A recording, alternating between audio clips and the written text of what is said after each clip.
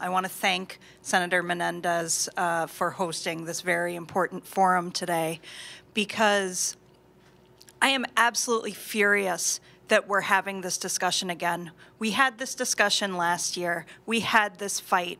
There was a bill in Congress called the American Health Care Act, which would have repealed the Affordable Care Act, including pre-existing conditions protections.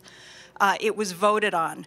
2 congressmen in New Jersey did vote for it, Tom MacArthur and Rodney Frelinghuysen, but thankfully that bill did not become law. What the Department of Justice has done and what the Trump administration has done by refusing to defend the Affordable Care Act in court, specifically around pre-existing conditions protections, is bringing that, they lost that fight, and now they're just trying another weapon in their arsenal to go after this bill in order to score political points. It's disgusting. It's putting the lives and well-being of millions of New Jersey residents and Americans across the country at risk. I'm furious on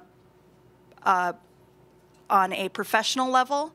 I'm angry that I have to be having this fight again at my job, and I'm also angry on a personal level because what the Trump administration is saying, and it's the same thing that those 2 congressmen in New Jersey said last year, is that because I am a victim of sexual assault who was diagnosed with post-traumatic stress disorder as a result of that attack, that insurance companies should be able to charge me more for my health insurance.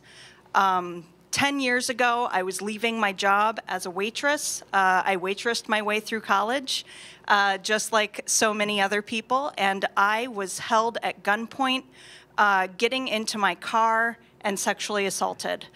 Physically, I was fine.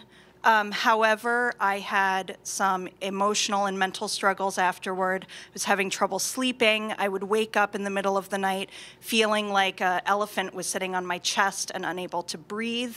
I was diagnosed with post-traumatic stress disorder about a week later.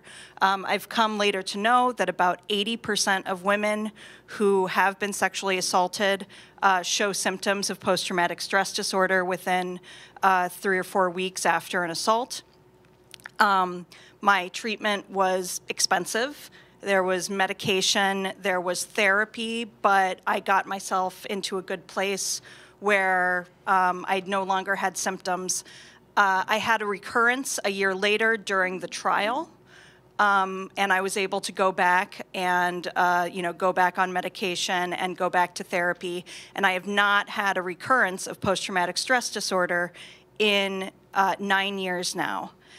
However, that doesn't mean it's never going to come back. And if this bill, and if the Trump administration is able to attack pre-existing conditions protections, that would mean I would have to answer that, yes, I do have a history of post-traumatic stress disorder, and yes, insurance companies should be able to charge me more for something that is a horrible thing to have happen, but that happens to millions and millions of people in this country through absolutely no fault of their own. And so, I thank you for holding this forum. Thank you for doing this. But the idea, just the idea that me as a victim of sexual assault, as someone who, for children who were born with a disease, the idea that we're going to say that, we're going to monetize what our lives are worth is absolutely disgusting.